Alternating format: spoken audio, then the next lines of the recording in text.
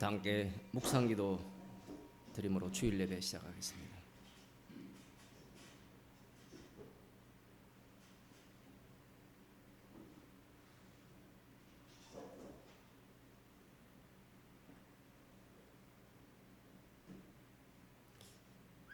함께 신앙 고백하시겠습니다.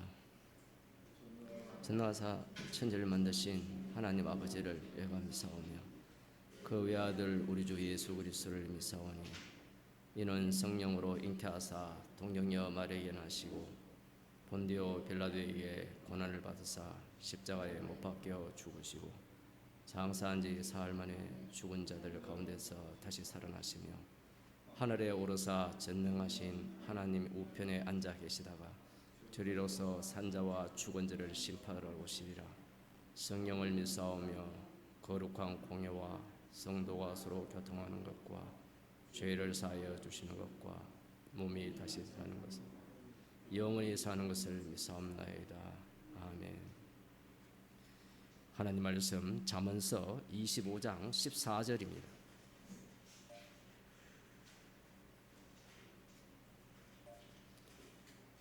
잠언서 25장 14절 한 절을 함께 읽도록 하겠습니다. 구약성경 937쪽입니다.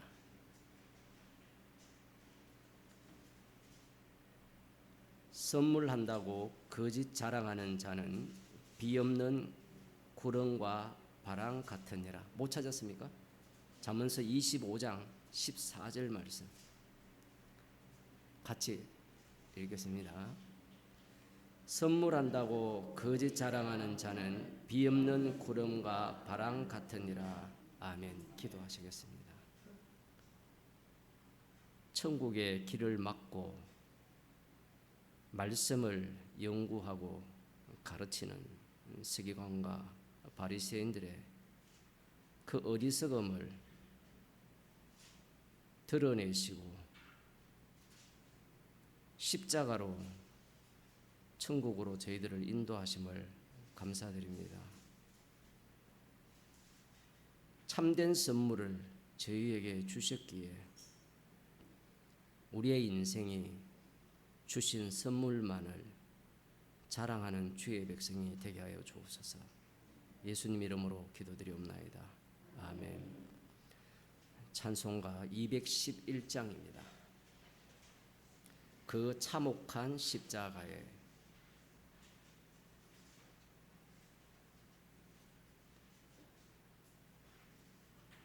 그 참혹한 십자가에 주 달려 흘린 피 샘물같이 늘 흐르니 죄 많은 형제여 값없어도 다 나와서 내 죄를 고하면 힘 눈보다 더히도록 참 성결 얻으리. 나 믿노라 나 믿노라 보혈의 공로를 흠없어도 피 흘리사 날 구원하셨네. 그 흉악한 한강도는 제 죄를 깨달아 죄 없으신 주 예수를 구주로 믿었네. 내 지은 죄 흉악하나 주 예수 믿으면 용서받음 강도같이 곰 용서받으리. 나 믿노라 나 믿노라 보혈의 고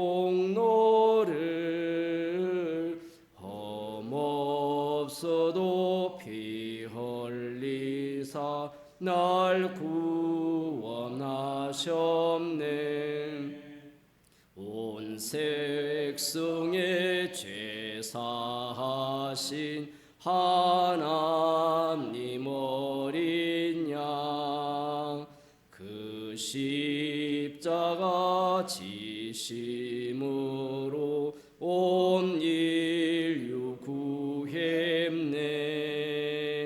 저 영원한 새 나라에 다 같이 모여서 금거문고 항곡조로 새 노래 부르리. 나 믿노라 나 믿노라 보혈의 공로를, 험없어도 피 흘리사 날 구원하셨네. 찬송가 200장입니다. 주의 피로 이룬 샘물. 주의 피로 이룬 샘물 참 깊고 넓도다. 구원하는 그 신능력 다 찬송할지라. 찬송하세 주의 보혈 그 샘에 지금 나가. 그의 깊이 빠진 이 몸 그 피로 씻어 맑히네. 죄악 세상 이김으로 거룩한 길 가는 나의 마음 성전 삼고 주께서 계시네. 찬송하세 주의 보혈 그 샘에 지금 나가. 죄의 깊이 빠진 이 몸 그 피로 씻어 맑히네. 주 예수를 깊이 아는 놀라운 은혜, 하늘나라 즐거움이 매일 새롭도다. 찬송하세 주의 보혈 그 샘에 지금 나가. 죄의 깊이 빠진 이 몸 그 피로 씻어 맑히네. 하나님 말씀 시편 71편 17절에서 24절 말씀입니다. 구약성경 852쪽입니다. 14절에서 21절까지 끝절까지 교독하시겠습니다. 24절까지. 17절입니다. 하나님이여 나를 어려서부터 교훈하셨으므로 내가 지금까지 주의 기사를 전하였나이다.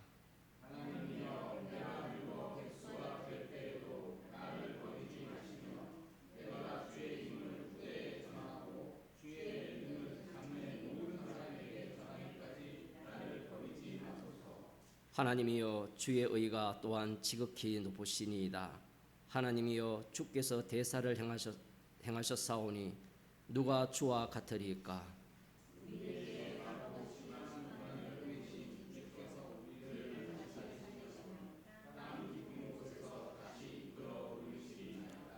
나를 더욱 창대하게 하시고 돌이키사 나를 위로하소서.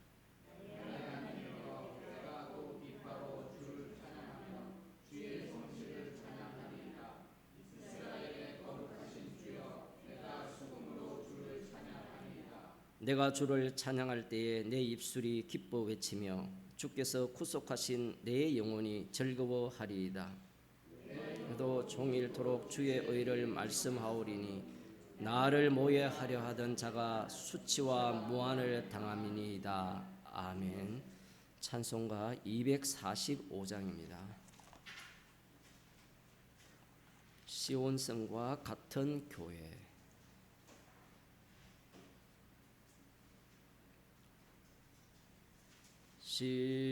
시온성과 같은 교회 그의 영광 한없다.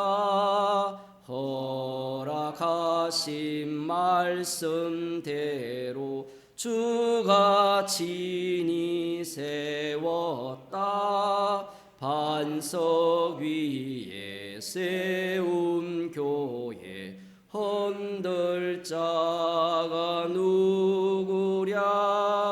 모든 원수의 워사도 아무 근심 없도다. 생명샘이 흘러나와 모든 성도 마시니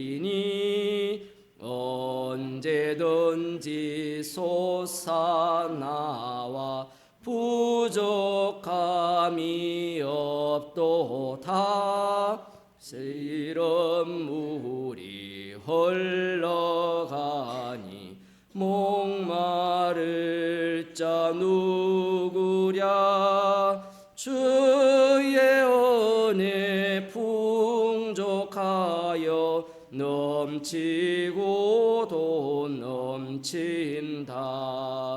주의 은혜 내가 받아 시온 백성 되는 때 세상 사람 비방해도 주를 찬송하리라. 세상 헛된 모든 영광 아침 안개 같으나 주의 자녀 받을 복은 영원 무궁하도다. 아멘.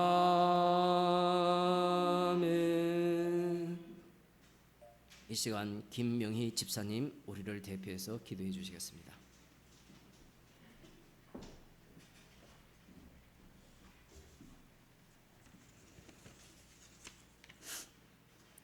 기도드리겠습니다.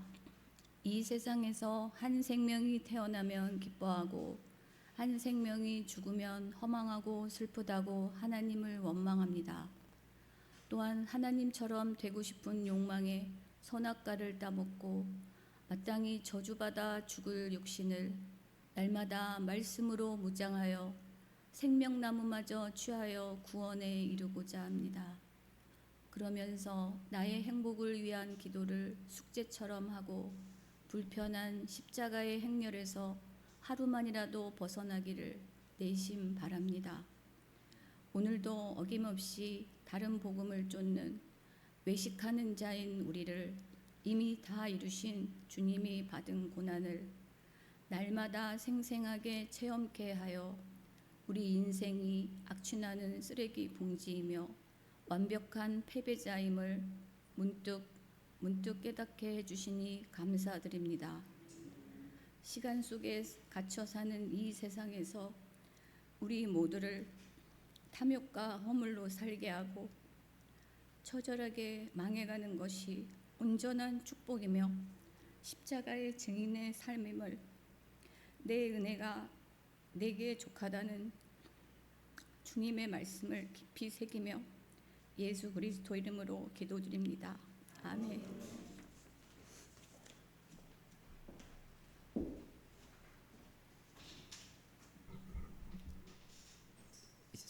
소리가 밖에서 나는 거예요. 하나님 말씀 로마서 3장 21절에서 31절 말씀입니다.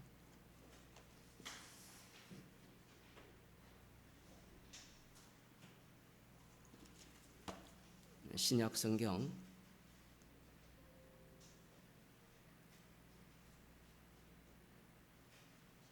243쪽 제가 읽어드리겠습니다. 이제는 율법 외에 하나님의 한 의가 나타났으니 율법과 선지자들에게 증거를 받은 것이라.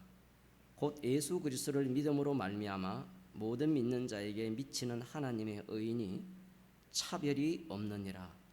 모든 사람이 죄를 범하였음에 하나님의 영광에 이르지 못하더니 그리스도 예수 안에 있는 구속으로 말미암아 하나님의 은혜로 값없이 의롭다 하심을 얻은 자 되었느니라.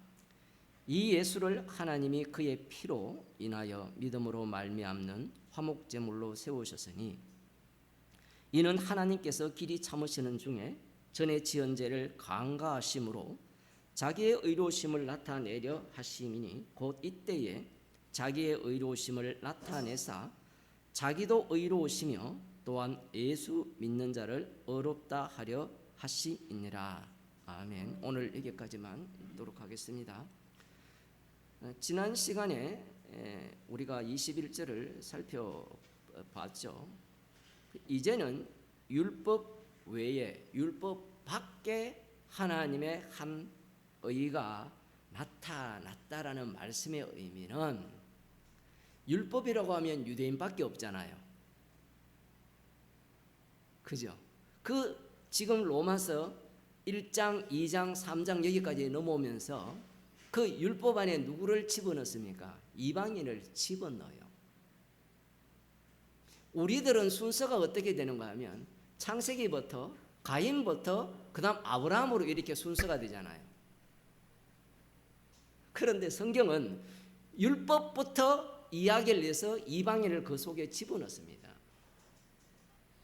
아니 뒤에도 보면 율법이 오기 전에 사망이 왕노릇하지 않았습니까? 그러면 사망이 우선순위 아닙니까? 이렇게 이야기를 할지 모르지만 그 말씀 자체도 율법 안에서 해석을 해야 돼요. 마치 이런 겁니다. 우리가 신학교를 다닐 때 어떤 걸 가르치는가 하면 자연계시가 있다라고 가르쳐요. 그것 갖고 과거에 피 터지게 싸웠거든요.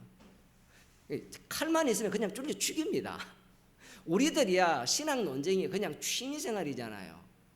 여러분은 안 그럴 수 있지만 복음을 전하는 자리는 취미가 아니에요.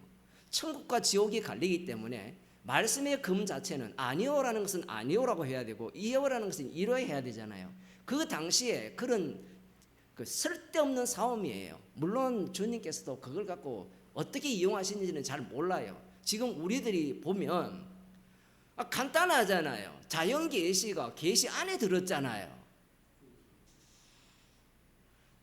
아니 그것도 하나 해석을 못해요. 그 바보 멍청이에요. 그러면 그 모든 계시 말씀 계시 안에서 계시가 그리스도잖아요. 그리스도 안에서 모든 것을 봐야 되거든요. 그 골로새서 1장 16절입니까? 모든 만물이 그로 말미암고 그를 위하여 지어졌다 하잖아요. 그걸 안 믿어요. 왜 안 믿는가 하면 인간의 머릿속에는 하나님이라는 개념이 따로 있기 때문에 그래요. 따로.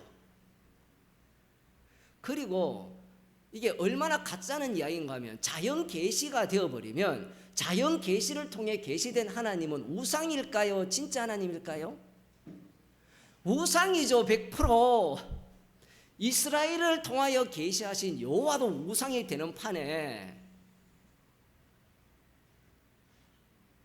여러분이 발락과 발람을 통하여 이스라엘 향한 그 저주의 내용들을 지금 되게 길게 하죠.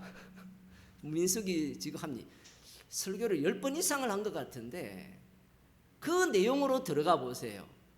충격 중에 충격이잖아요. 이방인 거짓 선지자가 예언을 하는데 그 예언의 내용을 들여다보게 되면 이스라엘도 그 축복 속에 들어가 있습니다. 그런데 축복 속에 들어가 있는 이스라엘은 외부에 있는 자들이 저주받는 요소를 다 덮었어요. 너무 어렵습니까?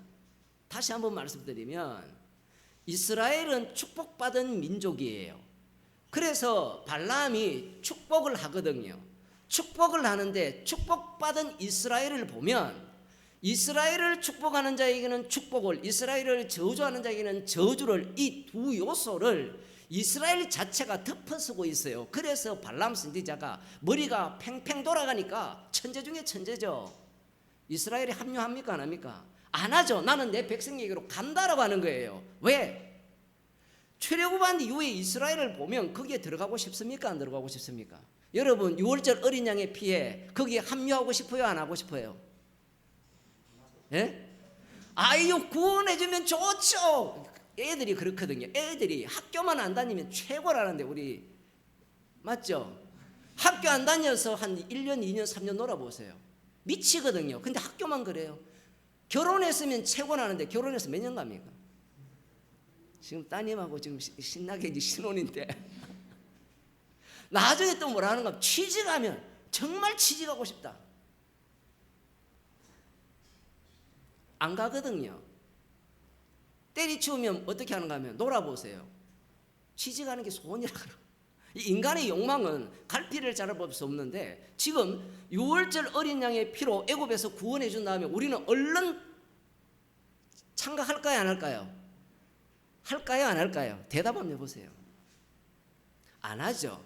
왜 안 한다라는 답이 나와야 되는가 하면 그 당시에 이스라엘의 자손들이 얼른 나간다고 했어요 안 했어요? 나가기 싫어요. 조용필이야 뭐 미지의 세계로 가자는데 미지의 세계가 정글인데 온갖 악어떼와 독사들이 들끓는 그 세계 속에 들어가 보세요. 확실한 세계에 살고 싶습니까? 불안한 세계에 살고 싶습니까? 확실한 세계에 살고 싶은 거예요. 사람들이 복음을 들어도 교회를 못 떠나는 이유가 뭔가 하면 복음을 듣고 복음을 듣는 교회로 가봐도 별거 없더라는 거예요. 그게 나이가 들잖아요. 나이가 들면 경험을 너무 많이 하잖아요. 복음을 전하는 목사나 듣는 인간들이나 저도 인간이고 똑같이 별거 없어요. 문제가 무엇인가 하면 십자가 사건이 일어나는 현장으로 들어가기를 원치 않습니다. 무슨 말인가 하면 나는 망해야 돼. 나는 이 세상에서 사라져야 돼. 그게 세례요한의 외침이거든요. 세례요한에게 가서 제자들이 뭐라 합니까?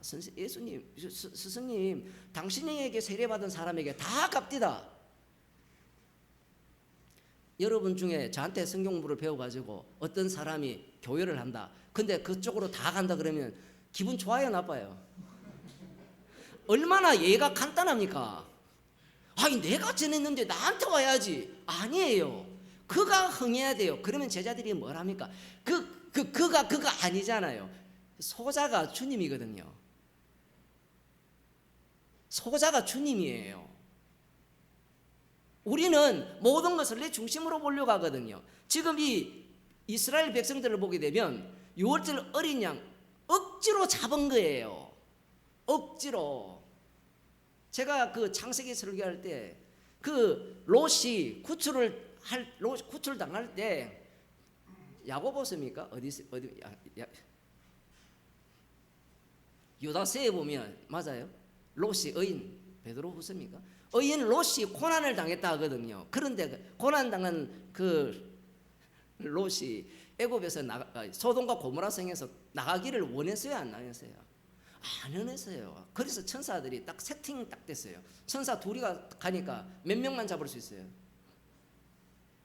3명 다 잡을 수 있잖아요. 같이 나오는 거죠. 강제로 출애굽시킨 거예요. 구원은요 강제입니다. 우리가 원해서 되는 구원은 다 가짜예요. 그런데 인간들은 이걸 교묘하게 바꿔치기 해요. 광야 이스라엘을 보면 자기들이 원치 않는 출애굽을 해놓고 원망을 해내는 거예요. 원망을 한다는 것은 어떤 의미입니까? 내가 당신 말씀 들었지 않습니까? 그런데 내 형편이 왜 이 모양 이 꼴입니까? 이 얘기거든요.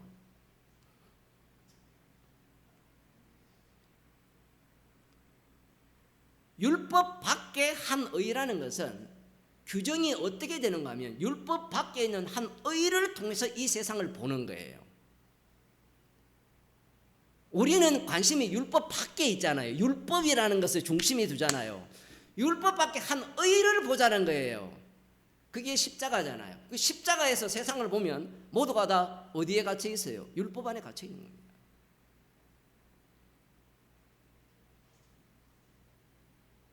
나는 안 갇혀 있다. 그런 인간은 없다고 했잖아요. 우리의 양심이 한쪽은 고소하고 한쪽은 변론하잖아요.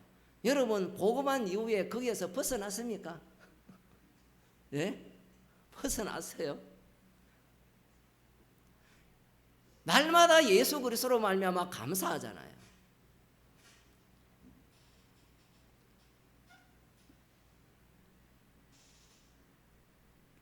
놀라운 것은 율법과 선지자들에게 증거를 받은 것이라 이렇게 얘기를 합니다. 자, 오늘 잘 들어야 됩니다. 율법과 선지자들의 증거, 율법과 선지자들이 증거한 것이 하나예요, 다수예요? 이것부터 해결해야 됩니다. 이걸 해결하지 않으면 오늘날 교회처럼 십자가만 안전하고 십자가에다가 플러스를 계속 붙이는 거예요. 그 신천지나 맨날 그 얘기 가장 좋잖아요. 하나님의 교회나 그들은 자기들이 선택받은 게 14만 4천, 하나님의 교회는 30만, 통일교는 몇 만이죠? 순복음은 70만, 인구가 한 1억 될 거예요, 다 합치면.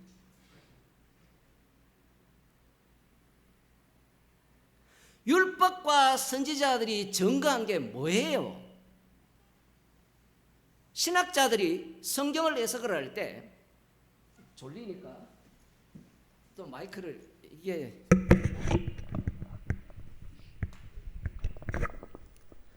하나님께서 이 율법 글자 안 보인 못 알아본다 이거 확실하게 이제 알아보도록 율법과 선지자들의 이 증거를 받았다 했잖아요.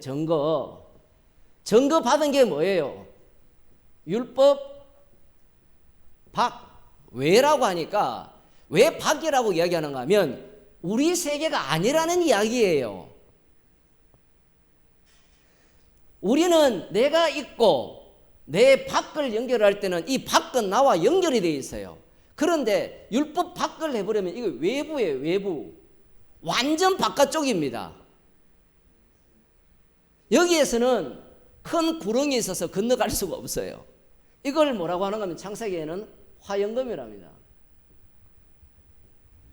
화영검이라고 이야기해요. 그러면 율법과 선지자들의 증거를 받은 게 율법 밖의 한 의죠. 지금 오늘 본문은 이 한 의를 소개하는 거예요. 놀라운 것은 율법과 선지자들이 미로 낮추겠습니다. 율법과 선지자들이 지금 이 한 의만을 증거했느냐 아니냐는 이야기예요. 사람들이 가장 화를 내는 게 뭔가 하면요, 하나 안에 모든 걸 담는 걸 싫어해요. 근데 정말 웃기는 게 과학자들은 하나 안에 모든 걸 담으려고 하죠. 담았잖아요. 점 하나에 모든 것이 엉축되어 있어서 이 뭉치가 무게가 얼마일까요? 이게 온 우주를 다 합쳐서 지구, 태양, 은하계에 있는 수천 개의 그 은하들을 뭐 그런 것들을 다 끌어 별들을 수천 개, 수조 개죠.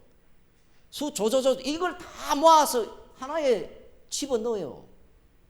그런데 이 목사들이나 신학자들은 아니 과학자들도 이걸 인정하는데 왜 십자가 안에 모든 걸 못 집어넣습니까?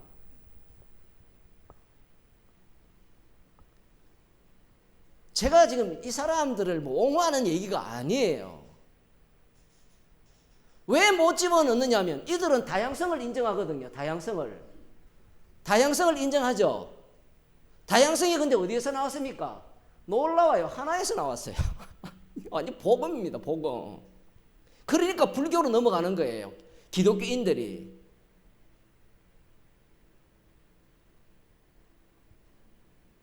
분명히 성경의 모든 만물이 십자가 지신 예수 그리스도이신 그분 주님으로부터 나왔다라고 얘기를 해도 안 듣죠. 왜 안 듣습니까? 그러면 이들에게 십자가에서 나왔다라고 이야기하면 이들이 들을까요? 안 듣죠. 왜 안 듣습니까? 이들은 이렇게 인정하는 것은 자기 긍정이죠. 자기 긍정. 이들이 노리는 바는 신을 없애는 게 목적이 아니에요. 우리가 볼 때는 그들은 신을 인정하지 않는다 그러잖아요. 신을 인정하지 않는 게 목적이 아니라 십자가를 제거하는 게 최종 목적이에요. 어둡지 않은 철학 박사나 종교학 박사들이 나와서 어쩌고 저쩌고 기독교인과 창조론과 어쩌고 이렇게 성경 이야기하는 거 보면 다 우상 이야기만 해요. 우상 이야기. 우상 중에 하나가 뭔가 하면 예수 이야기를 하고 앉았어요. 십자가가 안 나와요. 십자가가 나오지 않습니다. 지금 율법과 선지자들의 증거를 받았다 할 때, 자, 이 안에 뭐가 들어있습니까? 보통 신학자들이 가장 크게 보는 범주가 뭔가 하면 하나님 나라. 이게 큰 범주냐? 아니면 언약과 성취가 큰 범주냐? 이것 갖고 내 잘났다 이야기를 해요. 왜 이 이야기를 하는가 하면 하나님 나라를 이야기하면 포괄적이에요. 다마 넓게 많아요. 하나님 나라를 이야기하면. 그리고 언약과 성취를 이야기하면 요 언약과 성취의 최종 목적지가 하나님 나라라 이렇게 설명을 할 수 있어요. 근데 이게 저는 머리가 나쁘지만 조금만 생각하면 뭘 생각할 수 있는가 하면 잘 보세요. 이 하나님 나라 안에 언약과 성취로 꽉 차 있죠. 근데 둘이 싸워요. 신학자들이. 맞잖아요. 지금 성경이 계시잖아요. 계시 안에 이 모든 게 다 들어있죠. 그럼 이걸 달리 표현합시다. 계시.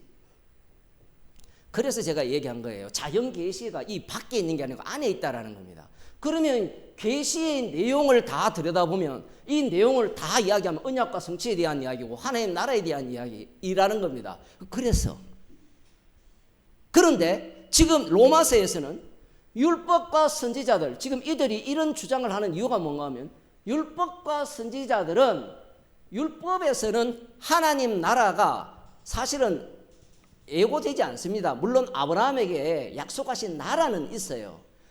이 하나님 나라는, 유대인들이 기다리는 하나님 나라는 바벨론에 의해서 멸망당한 이후에 70년 71에 왜 제가 이걸 같이 쓰는가 하면 70년을 이야기해야 71회가 이해가 돼요. 그러면 71회를 이야기하면 70년을 날려버려요. 같이 써야 돼요. 왜냐하면 70년은 내가 해석이 돼요. 71회는 내가 해석되던 것이 날아가요. 날아가면 그러면 70년이라는 이 역사는 필요 없느냐 하면 역사는 그대로 남아있죠.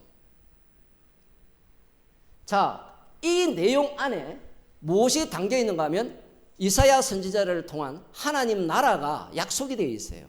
그 나라는 신의 산, 이 예루살렘이라고 표현할 수 있죠. 다윗이 마지막으로 점령한 그 산 위에 세워지는 나라가 하나님 나라입니다. 그러면 율법과 선지자들은 율법의 바탕하에서 외친 사람들이잖아요. 그러면 이 율법과 선지자들이 뭘 증거했느냐라고 질문을 하면 성경에 나와 있죠. 율법밖에 한 의를 증거했다라고 이야기를 하고 있는데 왜 그걸 안 믿느냐 얘기예요. 왜 안 믿을까요? 성경 자체를 계시로 안 받아요. 말로는 계시로 받는다는데 말씀이라는 자체가 독특한 게 이런 거예요. 천지를 창조하셨으면 하나님은 그 천지 창조한 것을 창조 목적을 완성을 하려면 천지 창조한 것을 불로 태워버리죠. 우리는 완성을 하려면 어떻게 해야 됩니까? 그걸 개선을 한다는 개념을 갖고 있어요. 언약의 연속성 자체도 마찬가지죠.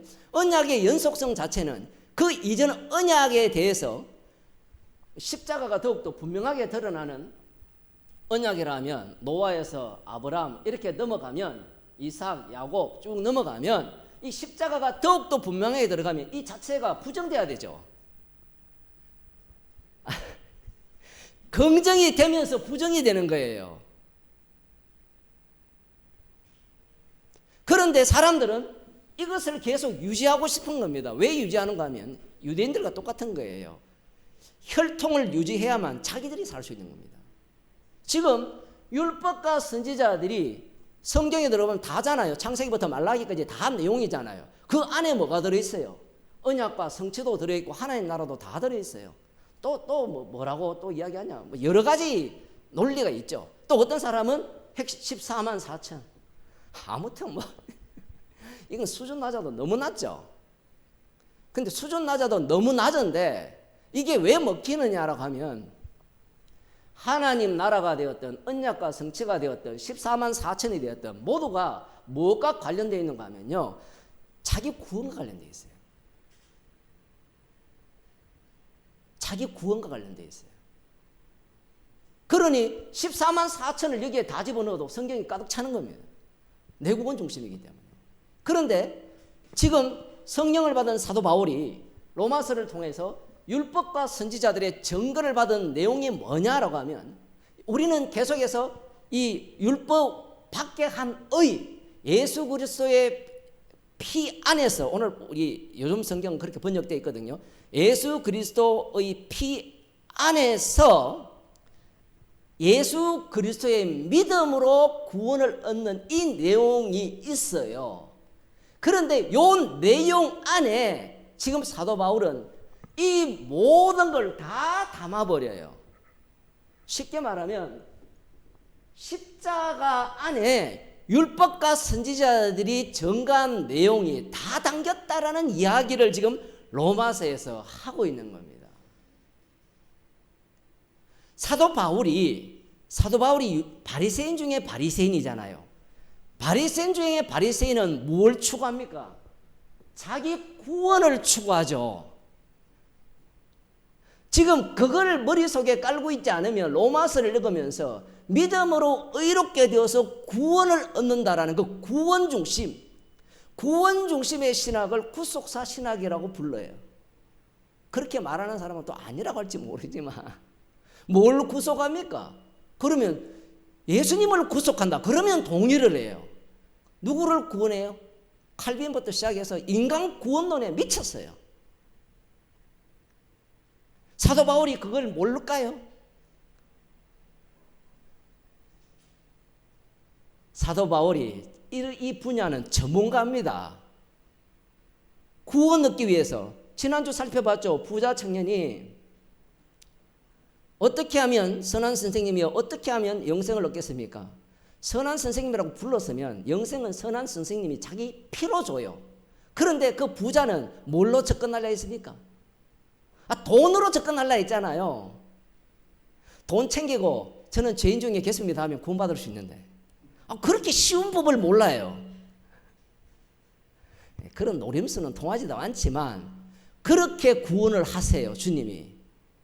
거기에 보면 우리 오집사님이 질문을 했어요.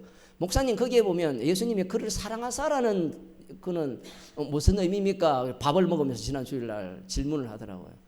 원래 원고에는 그게 다 있는데 그 사랑했으면 어떻게 해야 됩니까? 끝까지 사랑해야 되잖아요. 그러면 그 사랑은 십자가 사랑을 거기에 담아버리죠. 십자가 사랑을 담아버리면 예수님의 살과 피를 제공하면 그 사람이 그걸 기쁘게 받아야 되는데 그 사랑을 어떻게 버립니까? 걷어차버리죠. 자기 구원 중심으로 보니까 예수님이 사랑했으니까 그가 구원되지 않느냐. 그래서 제가 그런 표현을 했어요. 그 부자 자리에 사도 바울을 집어넣으면 사랑하사의 의미가 완벽해집니다. 그런 인간은 심판을 받고 사도 바울처럼 사랑을 어떻게 합니까? 찾아와 버리죠. 찾아와 버리니까 자기가 예수 믿는 자를 핍박하고 죽이고 십자가의 원수고, 그런 자를 주의 복음 전파를 위해서 사명자로 불렀다라는 거예요. 여기에는 구원 자체가 뭐예요? 나의 원한과 바람 아무것도 없어요. 나 구원받고 싶어요도 없어요. 거기에는 사도 바울을 보면 그렇잖아요. 구원받고 싶어가 없다니까요. 아예. 그러면 다른 본문에서 구원에 대한 이야기를 왜 그렇게 많이 나오냐? 그 이유는 구원은 어떻게 주어집니까? 아들의 죽음이에요. 즉 그걸 자랑하는 거예요. 지금 한 영혼이 천하보다 귀하다라는 의미는 한 영혼을 구원하기 위해서 하나님의 독생자가 대속물로 내어줌이 되었다라는 거예요. 독생자의 그 대속물은 천하보다 더 귀해요. 문제는 뭔가 하면 그 부자 같은 경우에는 천하보다 더 귀한 그 피를 거절해 버립니다. 지금 사도 바울이 율법과 선지자들의 증거를 받았다라고 했을 때 나중에 나오거든요. 로마서 뒤에도 그들에게 언약이 있고 약속이 있고 그런 뭐 여러 가지 요소들이 나오는데, 그러한 율법과 선지자를 통해서 그들이 최종적으로 무엇을 노렸느냐를 보게 되면 성경에 답이 다 나와요.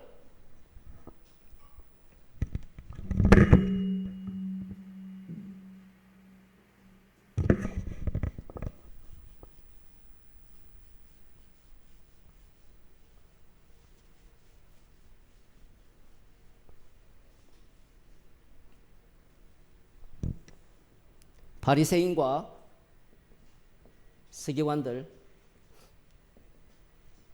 이들은 율법의 전문가들이죠. 성경 전문가들입니다. 그 이들이 율법과 선지자들의 증거를 받았죠. 자기들이 받았습니다. 받아서 해석을 하는데, 자 보세요. 이들이 우리는 흔히 하나님 나라를 기다렸다라고 이야기를 하거든요. 그렇게 배우잖아요. 성경을 읽어보면 제자들도 하나님 나라를 회복하심이, 이스라엘을 회복하심이 이때니까 그런 질문이 나오잖아요. 그런데 이 하나님 나라라는 것이 어떻게 설명됩니까? 나 중심으로 설명이 되죠. 가장 중요한 게 영생이죠. 1번 영생, 2번은 뭐예요? 권력의 자리죠. 이 두 가지로 해석이 끝나버렸어요. 이걸 한 단어로 표현하면 나예요. 나. 하나님이 천지를 창조하실 때 누구를 위해 창조했습니까? 하나님 자신을 위해 창조했죠. 그런데 선악과를 따먹은 인간은 그 세상을 뭘로 바꿔버립니까? 나를 위한 세상으로 바꿔버리죠. 나를 위한 세상으로 바꾼 라멕이 하나님보다 70번씩 7번, 그걸 달리 표현하면 71회. 거기에 대해서 한번 71회에 처음 출처가요 다니엘이 아니고 제가 보기에는 라멕입니다. 거기에서 맞추어지면 70번씩 7번이 또 나오죠. 예수님이 몇 번 용서해야 됩니까? 70번씩 7번. 이게 앞뒤가 맞춰져 있어요. 그렇게 보는 사람은 제가 못 봤는데, 지금 이 바리새인과 서기관들은 나 중심의 하나님 나라를 기다리고 있는 겁니다. 그래서 율법과 선지자들이 뭘 증거했는가 하면 누구만 오면 돼요? 메시아. 메시아가 오면 내가 기다리던 나라를 세울 것이라는 기대를 갖고 있는 거예요. 메시아가 오면. 그런데 지금 사도 바울은 그렇게 기다렸잖아요. 메시아가 오기를 기다렸잖아요. 왜 예수 믿는 자를 핍박했습니까? 우상 숭배자를 제거해야만 그 약속의 땅에 메시아가 올 수 있는 바탕이 돼요. 오늘 오후에도 이사야를 보겠지만 회개하라고 하거든요. 먼저.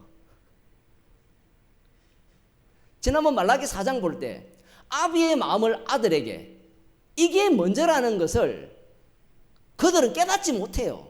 순서가 내가 회개해야 하나님이 구원한다는 논리뿐이죠. 인간에게는 순서가. 그런데 아버지와 아들과의 언약의 성취로서 아비의 마음을 어떻게 아들에게 다 돌아오게 바꿔버렸어요. 그 방식을 이들은 알지 못하는 거예요. 그것을 철저하게 깨는 게 지금 본문입니다. 믿음으로 의롭게 된다는 말씀이에요. 그래서 지금 이 말씀은 단순히 율법과 선지자들의 증거를 받은 율법 밖의 한 의, 유일한 의죠. 이걸 이야기하면서 사복음서에 나오는 사두개인들, 서기관들, 바리새인들, 헤롯 당들부터 시작해서 쿰랑 공동체, 경건파들 다 그들이 기다리는 그 모든 내용을 얘들아 너희들 그거 기다렸니? 아니야. 한 의를 소개하고 있어. 이 의 안에 뭐가 담겨 있다는 거예요? 너희들이 기다리는 게 다 담겨 있다는 겁니다. 지금 그걸 이야기하는 거예요.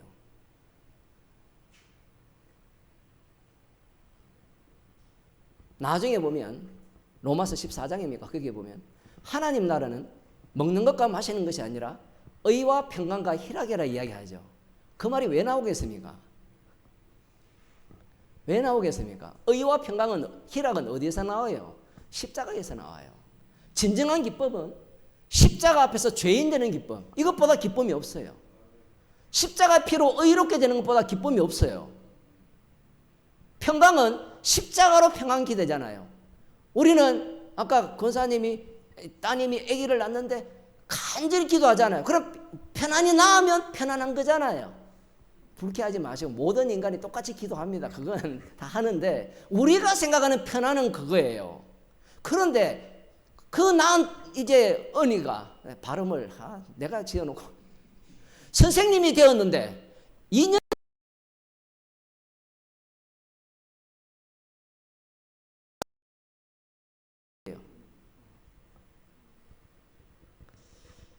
평안이 어떻게 됩니까? 요즘 이렇게 전 나이 얼마 안 들었지만 나이가 드니까 자꾸 공감이 너무 많이 돼가지고 큰일 났어요. 남의 일이 안 갖고 복음만 전해야 되는데 그렇게 되면 평안은 어떻게 됩니까? 의와 평강과 희락, 앞으로 닥칠 이 네로 황제에 의해서 대대적인 핍박이 오잖아요. 그 로마서 8장에서 이미 예언을 다 했거든요. 환난 중에서 즐거워하고 기뻐하고 그리스도의 사랑에서 끊을 수 없다. 아니 사랑을 받았으면 어떻게 해야 돼요? 그 사랑에서 끊을 수 없는 사태로 몰고 가야 되잖아요. 자식도 순산하고 사업도 잘 풀리고 그죠? 일할 때도 건강도 받쳐주고 그게 그리스도의 사랑에서 끊을 수 없도록 주일날도 이 길을 오는데 어떻게 길이 쫙 뚫리고 그게 그리스도의 사랑에서 끊을 수 없는데 로마서에서는 정반대 이야기합니다. 왜 그러냐라고 하면 지금 율법 밖에 한 의는 십자가이기 때문에 그래요. 놀라운 것은 이 한 의를 덮어선 자는 그 십자가 안으로 빨려 들어가요. 그걸 달리 표현하면 성령의 인도하심이에요. 성령의 인도하심. 신학자들의 관심은 계속해서 이 의의 정가 말 들어보면 다 맞는 것 같아요. 그런데 이게 맞는 말은 맞는 것 같은데 자 예수님 여기 계시고 내가 여기 있다. 예수님의 의가 내한테 왔다. 이게 의의 정가잖아요. 맞나요? 제가 잘못 이해했나요? 대략적으로 문제가 뭔가 하면 와버리면 나는 뭘 자랑해야 돼요? 성경의 원리는 이렇게 선다는 게 문제가 아니라 의가 증가되었으면 이 사람은 나올 게 뭐밖에 없어야 돼요. 예수 그리스도의 의만 나와야 되죠. 그 의가 어디에서 드러났습니까? 십자가에서 드러났죠. 그러면 십자가만 자랑해야 되잖아요. 그런데 의의 증가를 가리키는 사람들은 십자가를 빨리 뛰어넘어요. 왜 빨리 뛰어넘는가 하면요. 이런 교리들은 모두가 다 교인을 잡아놓기 위한 가르침이에요. 왜 그렇게 가르쳐야 되는가 하면 이걸 증가해서 그 다음 네가 여기 교회에서 어떻게 살아야 되느냐 이거예요. 그래야 붙들어 놓고 있을 수 있거든요.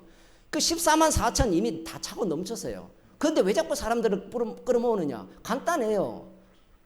여중에 떨어질 자가 있대. 가룟 유다가 있다 해버리면 사람들이 벌벌 길죠. 교회도 마찬가지죠. 십자가에서 다 이루어서 십자가만 자랑한다면 더 이상 설교 들을 게 있습니까? 없습니까?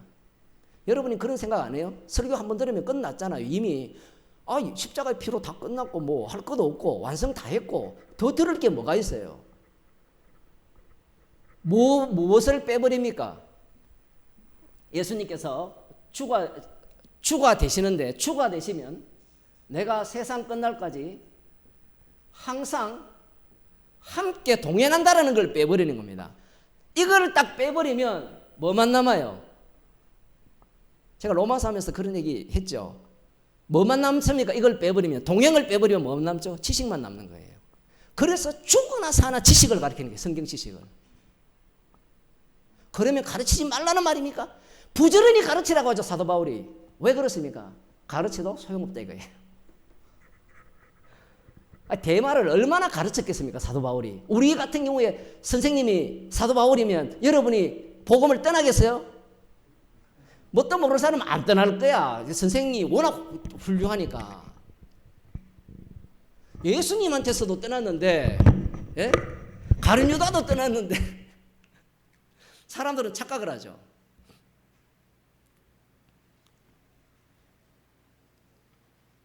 곧 예수 그리스도를 믿음으로 말미암아 모든 믿는 자에게 미치는 하나님의 의. 여기에서 이제 뭐가 나오는가 하면 하나님의 의가 나오거든요.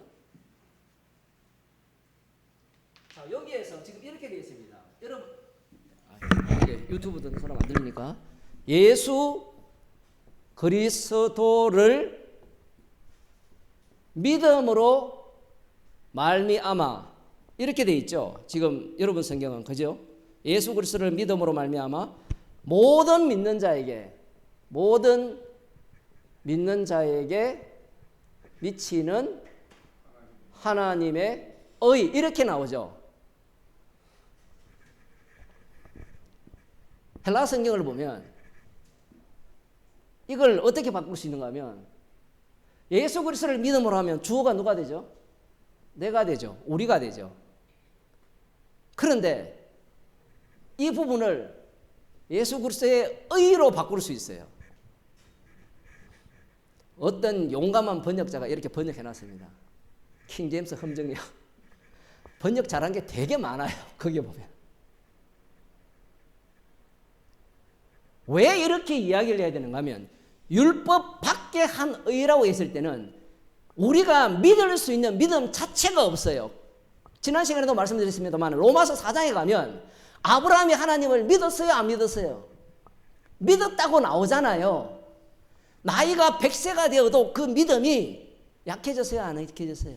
더 강해졌다라는 겁니다. 근데 자기도 비웃고 나중에 아내도 비웃고 100세 된 여자가 무슨 애를 놓느냐.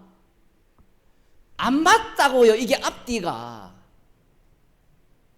그런데 그런 본문을 볼 때 사람들은 아브라함이 믿었다는 거예요. 그 야곱이 약속을 믿었다 했잖아요. 지난 시간에 볼 때. 그 야곱이 믿었을 때 그 믿음은 하나님을 살해하는 믿음이었잖아요. 12 제자가 그랬잖아요. 예수님을 주는 그리스도시요 살아계신 하나님의 아들입니다라고 고백을 했을 때 그 믿음은 어떤 믿음이에요? 예수님을 팔아먹고 모른다고 저주하고 맹세하고 십자가에 못 박아 죽여버립니다.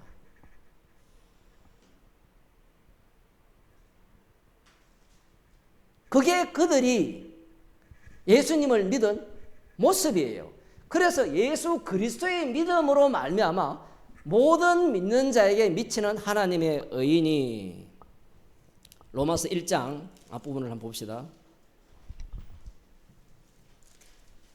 17절 복음에는 하나님의 의가 나타나서 믿음으로 믿음에 이르게 하나니.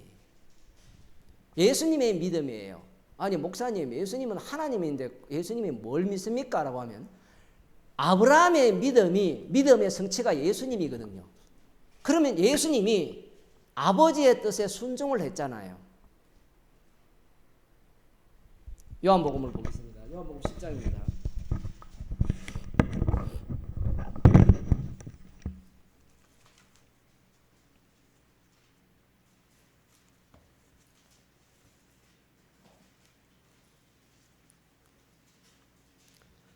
예수님께서 자신을 소개를 하는데 나는 선한 목자라 이렇게 소개를 합니다. 14절 나는 선한 목자라 내가 내 양을 알고 양도 나를 아는 것이 아버지께서 나를 아시고 내가 아버지를 아는 것 같이 나는 양을 위하여 목숨을 버리노라. 여기에 보면 내가 양을 알고 양도 나를 안다라고 하니까 양이 있다라고 생각을 하잖아요. 나중에 우리에 들지 않는 양도 있다고 생각하는데 이 말씀 자체를 전혀 이해를 못하는 거예요. 세상은 다 뭐라 했습니까? 의인은 없나니 하나도 없잖아요. 양 없어요. 예수님이 빛으로 왔을 때는 세상이 어둠이기 때문에 어둠이 빛을 깨닫지 못했다라는 겁니다. 그러면 양은 어디에서 나옵니까? 빛에 의해서 어둠 가운데 있는 곳에서 새롭게 만들어져요. 그걸 지금 예수님께서 말씀하려고 계시는데 또 이 우리에 들지 아니한 다른 양들이 내게 있어 내가 인도하여야 할 테이니 저희도 내 음성을 듣고 한 무리가 되어 한 목자에게 있으리라. 유대인들 입장에서는 제자들이죠. 예수님을 따르지 않는 자들 말고 제자들 입장에서는 이 말씀을 자기 중심으로 해석을 해요. 방금 제가 해석했던 그 해석이 되어버리면 소유할 게 있습니까? 자기가 목사라고 교인을 뭔가 자기의 그것으로 종으로 부릴 수 있어요? 없죠. 이를 내게서 빼앗는 자가 17절 아버지께서 나를 사랑하시는 것은 내가 다시 목숨을 얻기 위하여 목숨을 버림이라. 율법 밖에 한 의 예수님께서 목숨을 다시 얻기 위하여 목숨을 버리죠. 그 아브라함 같은 경우에는 아들을 번제로 드려서 다시 돌려받음을 받잖아요. 그죠? 그것은 아브라함의 믿음도 들어있지만 예수님께서 하실 일들을 미리 그림자로 보여준 거예요. 그래서 그것을 예수 그리스도의 믿음으로 봐야 된다는 겁니다. 예수 그리스도의 믿음으로 말미암는 모든 믿는 자에게 미치는 하나님의 의인이 이렇게 되면 모든 믿는 자는 예수 그리스도의 믿음이 이제는 진짜 뭐 전가되었다 이렇게 해도 되는데 그 내용을 보게 되면 내용 자체는 내용을 봐야 되거든요. 그 피 안에서 이 구원받은 내용이 여기에 담깁니다. 그러면 예수 그리스도의 믿음이 그걸 달리 표현하면 요한복음 14장에서는 16장입니까? 예수님께서 아버지께로 올라가서 뭘 보내줍니까? 성령을 보내주죠. 내가 믿을 수 있으면 그건 성령이 필요 없잖아요. 그렇게 된다면.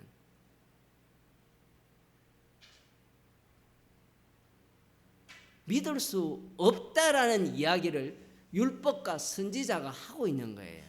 그것을 누가 가장 앞장서 보여주는가 하면 남은 자 유대인들이 보여주는 겁니다. 행위로는 구원이 안 돼요.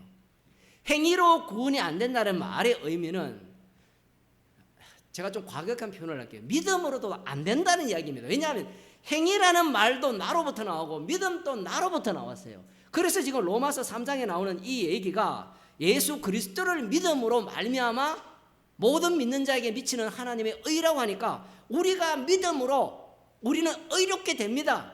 여러분 예수 믿으세요. 예수 믿는 가짜가 얼마나 많이 나옵니까? 그래서 말씀이라는 자체가 항상 육과 영을 동시에 쪼갤 수 있는 능력이 있어요. 들어가 버리면 육에 속한 자들은 자기가 영에 속했다고 착각을 하고 영에 속한 자들은 항상 어떻게 됩니까? 십자가만 자랑하고 아무튼 이게 전혀 다른 모습을 보이는데 다시 로마서 3장으로 와서요. 예수 그리스도의 믿음으로 말미암아 모든 믿는 자에게 미치는 하나님의 의라는 겁니다. 하나님의 의라고 하니까 또 사람들이 오해를 하죠.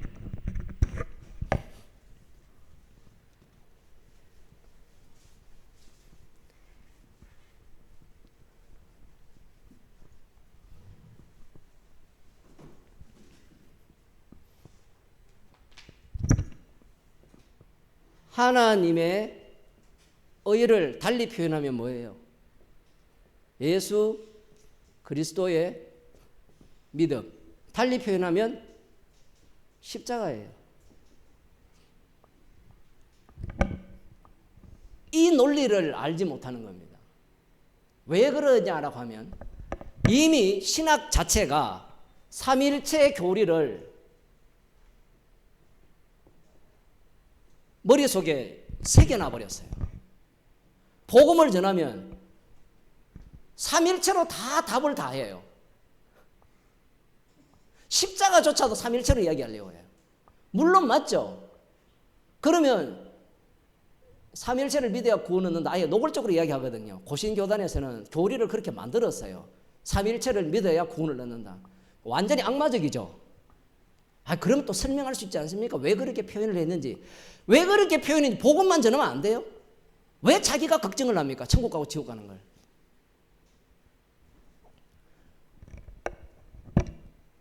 예수님께서 아예 요한복음에서 이렇게 말씀하셨죠. 아버지를 영화롭게 하려면 아들이 아버지를 영화롭게 한다 하죠.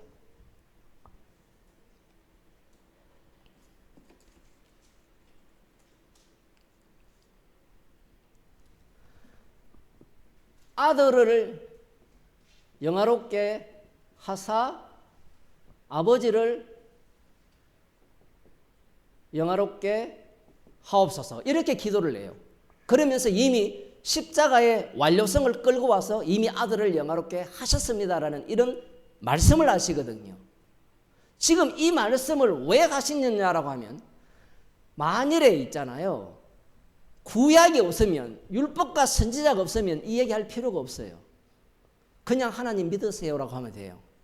그런데 율법과 선지자가 있게 되면 아들을 영화롭게 한 이후에 아버지를 영화롭게 하게 되면 아들을 통하여서만 아버지를 알 수 있거든요. 아들이 주로 섬김을 받을 때 아버지가 주로 섬김을 받아요. 근데 구약에서는 어떻게 되는가 하면 아들이 없어요. 아들은 이스라엘 뿐이죠. 이스라엘 뿐입니다. 그리고 여호와 하나님만이 유일한 이들의 아버지고요. 나중에 다윗의 후손으로 오는 메시아가 아들이 되는데 진짜 하나님의 아들이 아니에요. 지금 이 남은 자들은 이 하나님을 믿고 있다라는 겁니다. 이 하나님을 믿고 있기 때문에 지금 예수님이 하시는 이 말씀을 듣는 순간, 자, 주님이 찾아오시지 않았다 칩시다, 사도 바울에게. 그러면 사도 바울이 이 얘기를 들으면 가만히 있겠어요, 안 있겠어요? 논리가 어때요? 아들을 영화롭게 하는 것이 아버지를 영화롭게 하는 거다라고 하면 가만 안 두고 죽여버립니다. 이건 우상숭배이기 때문에 그래요.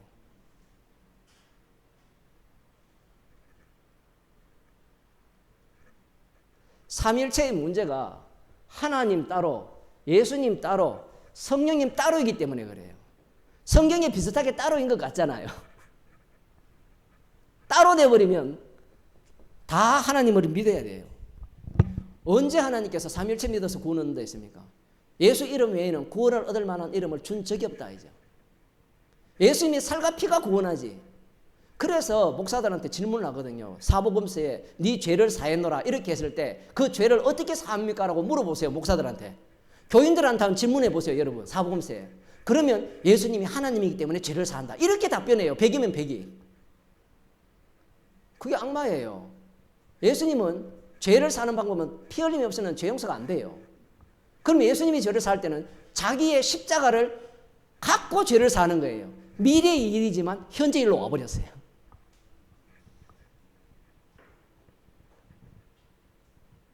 목사들이 왜 그런 사복음서를 보면서 왜 그렇게 보느냐 할 때는 하나님을 너무 잘 믿어요.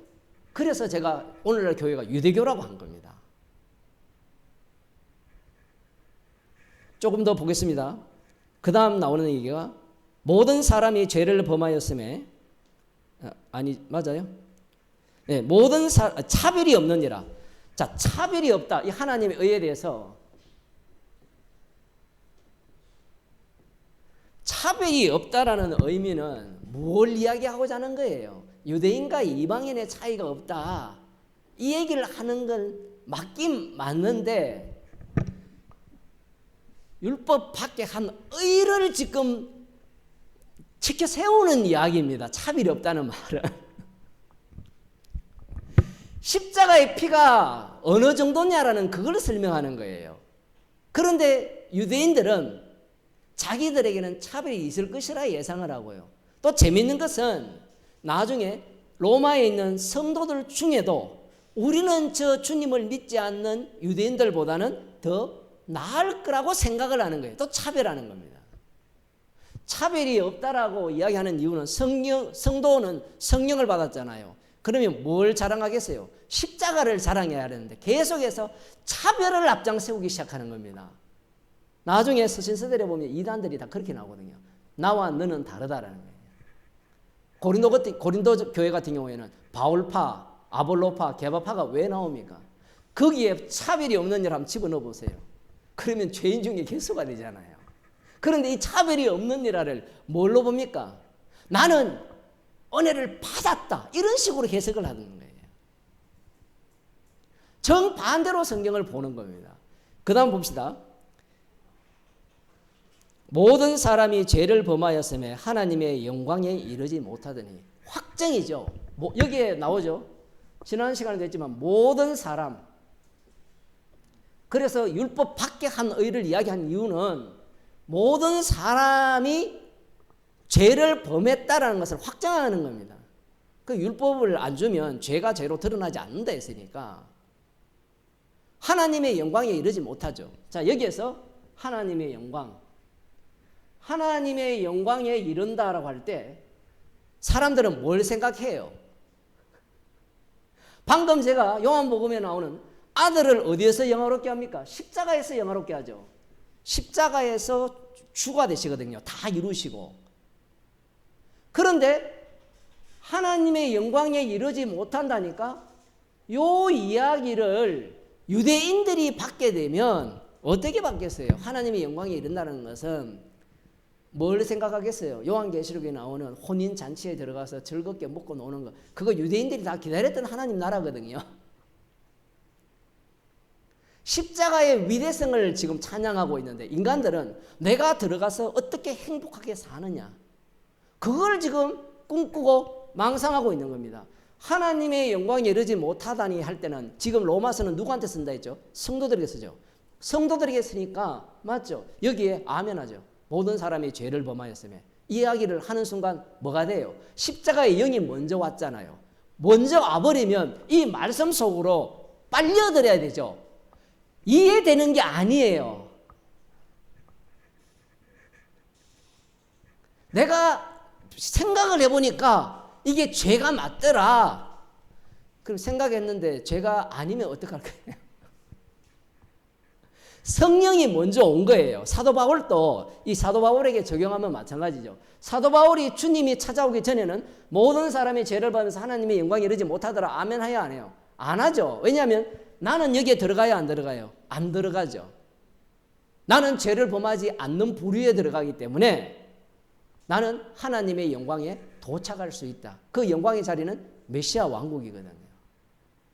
이런 용어들 자체가 이미 유대인들뿐만 아니라 유대인들로부터 이야기를 들었고 이방인들도 똑같잖아요. 이방인들도 유대교 안에서 놀아나거든요. 그들이 꿈꾸는 극락을 보세요. 절간에 가든 뭐가 되었든 원불교가 되었든 한번 들어가 보세요. 꿈꾸는 천국이 다 똑같아요. 24절 그리스도 예수 안에 있는 구속으로 말미암아 하나님의 은혜로 값없이 의롭다 하심을 얻은 자 되었느니라. 지금 하나님의 한 의, 차별이 없는 의, 이것은 모든 사람이 죄를 범했는데 어느 누구도 하나님 영광에 이르지 못해요. 그런데 그리스도 예수 안에 있는 구속, 예수님의 구원으로 하나님의 은혜로 값없이, 지금 말이 되게 복잡하죠. 은혜로 값없이, 은혜는 선물이죠. 값없이는 공짜고. 근데 여기에서 이야기해야 되는 게 이런 겁니다. 값없이라는 말과 무엇과 연결되어 있어요? 모든 사람이 죄를 범하였음에와 연결이 되어 있어요. 그럼 어떤 인간도 값을 치루어서 의롭게 될 수 있습니까? 없습니까? 없어요. 그 값을 치르는 요소 중에 하나가 예수 믿는 거예요. 그 값을 치른 인간들은 나 믿어요라는 이야기밖에 안 해요.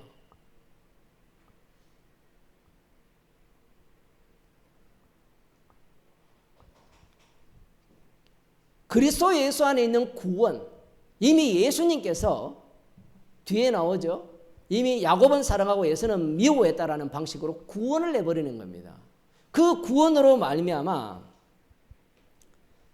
여기에 보면 하나님의 은혜로, 하나님의 은혜죠. 예수님 나오고 하나님 나오잖아요. 하나님의 은혜가 어떻게 작동했습니까? 예수 그리스도로 말미암아 작동을 하잖아요. 예수님의 죽으심으로. 하나님을 날리는 게 아니라 하나님이 계세요. 예수님의 아버지가 분명히 계십니다. 그 하나님의 은혜가 예수 그리스도로 말미암은 구속으로 드러나는데 그게 값없이 의롭다 하심을 얻은 자 되었느니라. 값없이. 이 고린도전서에 보면요, 이런 표현이 나와요. 고린도전서 6장 20절.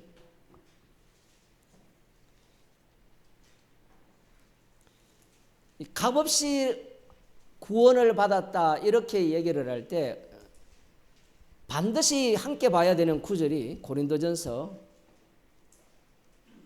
6장 20절입니다.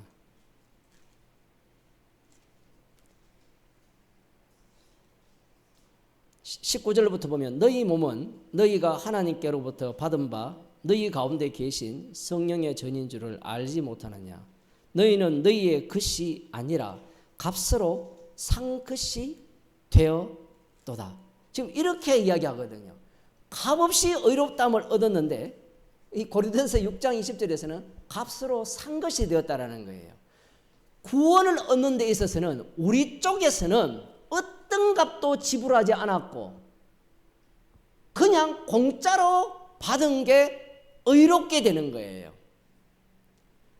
그런데 하나님 쪽에서는 자신의 독생자를 대성물로 내어진 값을 주고 산바돼요.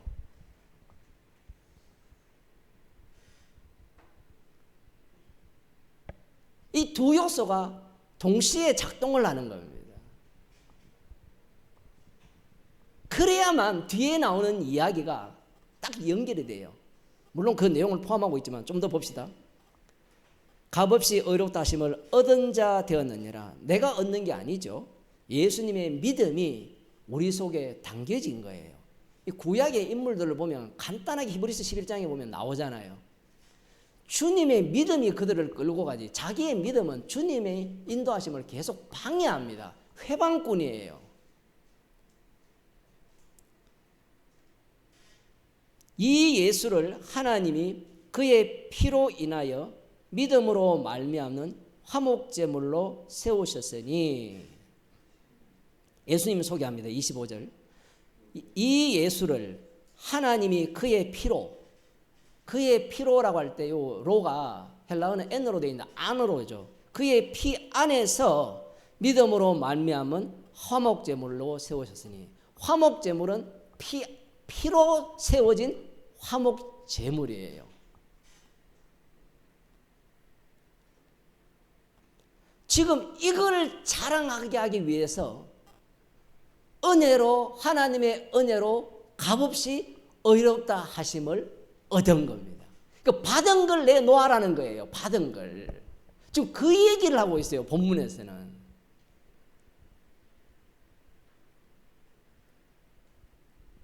화목제물이라고 하니까 속죄제물로도 뭐 볼 수도 있는데, 우리를 위해 화목제물 되셨다?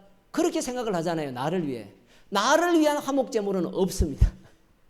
이미 구약 이스라엘 백성들이 우리 지난주 그 이사야 1장 그 후반부를 봤잖아요.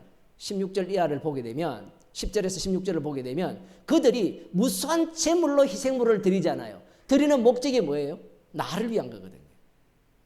이 화목제물은 나를 위한 게 아니에요. 봅시다. 이는 하나님께서 길이 참으시는 중에 전에 지은 죄를 간과하심으로 자기의 의로우심을 나타내려 하심이라. 지금 이 이야기입니다. 전에 지은 죄, 이렇게 이야기하니까 과거의 죄냐? 로마서에 보면 모든 죄예요. 현재의 죄, 미래의 죄. 이 화목 제물이 있으면 이걸 예수 그리스도의 피라고 합시다. 이 피가 있으면 이 피 아래 모든 죄가 다 깔리는 겁니다. 이 화목 제물을 나타내심으로 말미암아 하나님이 최종적으로 하시고자 하는 일은 예수 믿는 자를 의롭다 하시면서 그렇게 하시는 목적이 뭔가 하면 자기의 의로우심을 나타내기 위함이에요. 자기의 의로우심. 이렇게 되면 앞서 로마서 2장에서 사도 바울이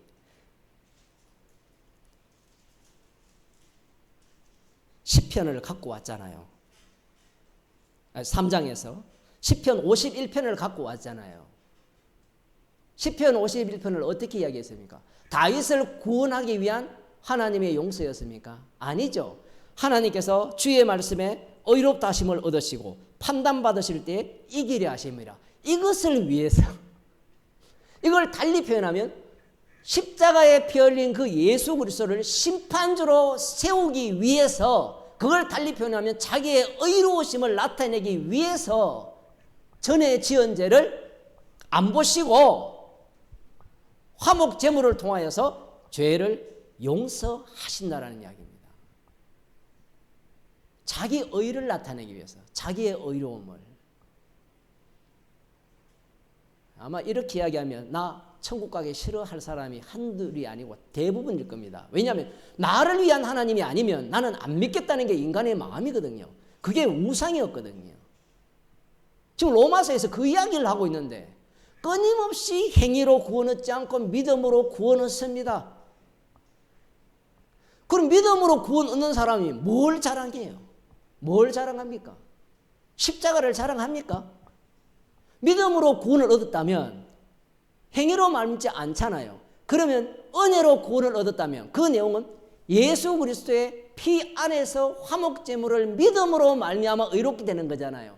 그러면 예수 그리스도의 피만을 자랑해야지, 화목 제물만을 자랑해야 되지. 그거는 처음 믿을 때고 지금은 그 십자가를 이야기할 때가 아니라는 거죠.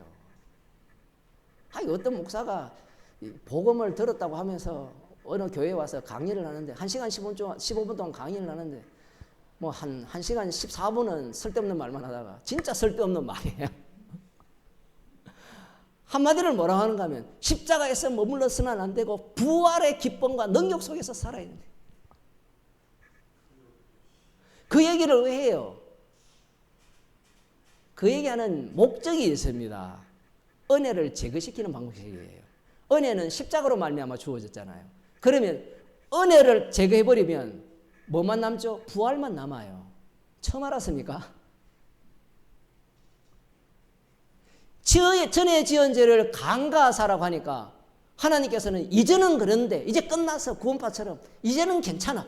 이제는 괜찮을 것 같으면 성경 왜 봅니까? 그러니까 그들이 교주를 할 수 있는 거예요. 이제는 괜찮으니까 여러분 다 성경 덮으세요. 볼 필요 없습니다. 제가 여러분에게 진리를 알려주겠습니다. 이게 교주들의 특징이잖아요.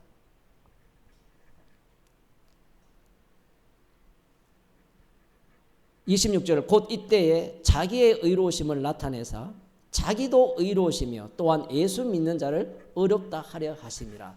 이 내용이 뭔가 하면요, 시편 51편에서 51편 4절을 갖고 왔잖아요. 그 말씀에 대한 설명입니다. 여기에 보면 자기도 의로우시며 예수 믿는 자를 의롭다 하려 하심이라. 예수 믿는 자를 의롭다 하는 게 왜 그렇게 중요하냐라고 하면 율법과 선지자들의 증거를 받았기 때문에 그래요.